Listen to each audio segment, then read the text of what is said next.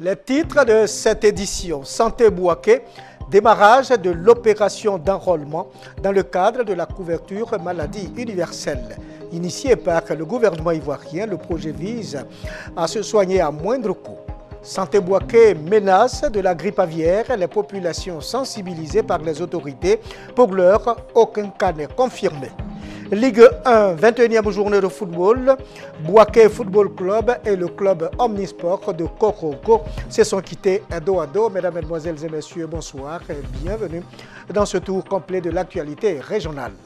Les étudiants de Bouaké enrôlés dans le cadre de la mise en œuvre de la couverture maladie universelle. Le projet est initié par le gouvernement ivoirien. Il s'agit de permettre aux populations ivoiriennes de se soigner à coût réduit.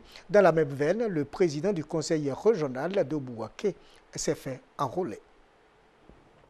Couverture maladie universelle à CMU. La phase officielle d'enrôlement des étudiants a débuté le 1er juin au campus 1 de l'université Alassane Ouattara. Des sites fixes ont été installés à travers la ville, notamment au centre culturel Jakaka, à la préfecture de région et à l'auberge de la jeunesse à Ngatakro.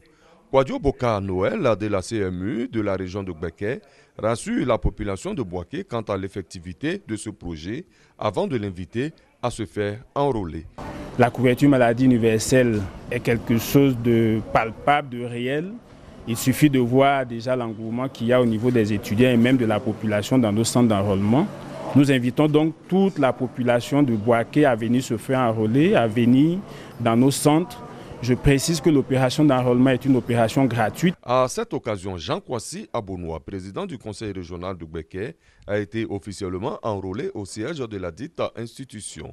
Il salue l'initiative du gouvernement qui constitue une révolution en Côte d'Ivoire. C'est quelque chose que le gouvernement a mis en place qui est bon pour les populations. Ce qui est bon pour vous, on ne va pas vous tirer, je vais venir en bénéficier. C'est vraiment formidable. Vous savez que les conditions de santé sont précaires et je pense que c'est une révolution extraordinaire pour notre pays. L'opération d'enrôlement est gratuite. La phase pilote démarre au mois de septembre avec les étudiants comme population cible. Une fois enrôlés, la couverture maladie universelle est valable pour 1 an. Les enfants de la pouponnière de la Maison des bébés Notre-Dame de la Visitation du quartier Ngatakro bénéficient de la générosité du collectif des femmes de la compagnie ivoirienne pour le développement du textile CIDT. Ces femmes ont offert des vivres et des non-vivres à ces enfants pour leur épanouissement. Ce geste de solidarité et d'affection s'inscrit bien sûr dans le cadre des activités sociales de ce collectif. Le reportage de Ouattara Guénéba est commenté par Kader Sogodogo.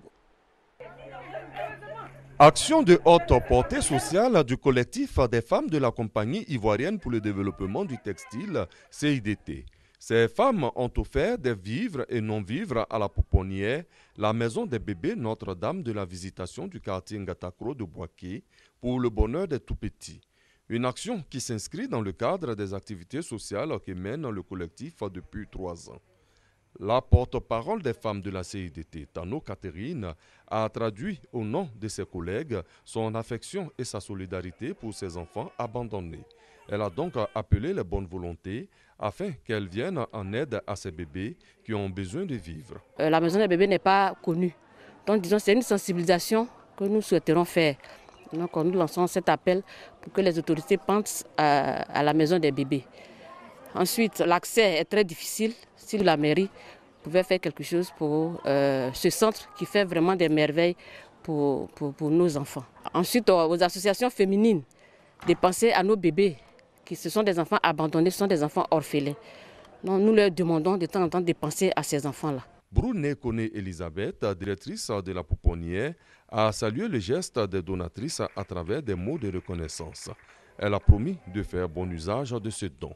La maison des bébés Notre-Dame de la Visitation du quartier Ngatakro existe depuis 2006. Face à la menace de la grippe aviaire dans la région de Gbeke, le préfet de région rencontre les populations. Il est question de sensibiliser les populations sur les mesures de prévention. Pour le moment, aucune confirmation de cas de grippe aviaire à Bouaké. Le reportage de Hassan Khan est commenté par Ouattara Amadou. La grippe aviaire est une maladie qui décime la volaille.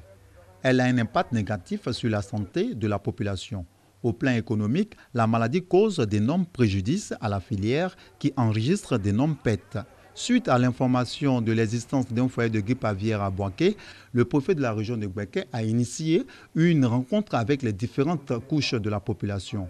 Les directeurs régionaux de la santé, de l'Agence nationale d'appui au développement rural, ainsi que les professionnels du secteur avicole, les autorités administratives et politiques, les dignitaires religieux et des responsables de communautés ont pris part à cette rencontre. Objectif, sensibiliser la population sur le respect des mesures de prévention. Le cas n'est pas encore confirmé, mais il faut être prudent. Il y a des dispositions qui ont été prises au niveau du ministère des Ressources animales et halieutiques. Et c'est ces mesures-là que nous sommes en train de répercuter sur les populations. La direction régionale des ressources animales et halieutiques est à pied d'œuvre pour veiller au niveau des revendeurs, au niveau des fermes, afin que des mesures appropriées soient observées. Une structure de veille est mise en place par le préfet de la région de Bouaké et pilotée par la direction régionale de la santé de Bouaké.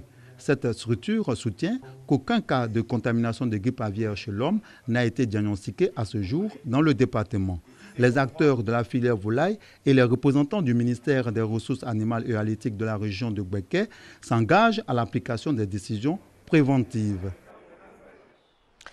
Première édition de la fête des récoltes célébrée à Nakara. C'est dans la sous-préfecture de Bouandougou. La moisson est abondante. Des doléances ont été faites, doléances relatives au déclassement des zones d'exploitation agricole et l'accès à l'eau potable. Promouvoir auprès de la jeunesse et des femmes la noblesse du métier d'agriculteur qui nourrit son homme en lui ouvrant les voies de l'épanouissement social afin d'encourager le retour à la terre, tel est l'objectif principal de la fête des récoltes de Nakara dans la sous-préfecture de Bouandougou. C'est une initiative de la mutuelle de développement Rooni qui veut également restaurer les pratiques ancestrales de la libéralité et de la saine émulation entre agriculteurs à travers la démonstration des performances. Regroupés au sein de l'entreprise agricole des producteurs de Côte d'Ivoire, les agriculteurs de Nakara et alentours ont produit ces 3 dernières années environ 4000 tonnes de coton, 1500 tonnes de noix de cajou, 3000 tonnes de riz et 2000 tonnes d'igname. Dans le temps, on était d'abord basé sur le coton. Actuellement, on veut élargir les activités de la coopérative au vivrier pour vraiment faire face à l'autosuffisance alimentaire. Les efforts consentis par les producteurs sont appréciés et salués par le directeur régional de l'agriculture de la région du Béré. Yao Kwasi Eugène a promis rendre compte des préoccupations de la chefferie de Nakara au ministre de l'Agriculture Mamadou Sangafoua Koulibaly, président de cette fête de moisson. Ce sont, entre autres, le financement des projets agricoles et la création des points d'eau potable. Le village a été pendant longtemps, depuis l'époque coloniale, lésé sur la question du foncier rural. Et il est bon que cette question soit résolue.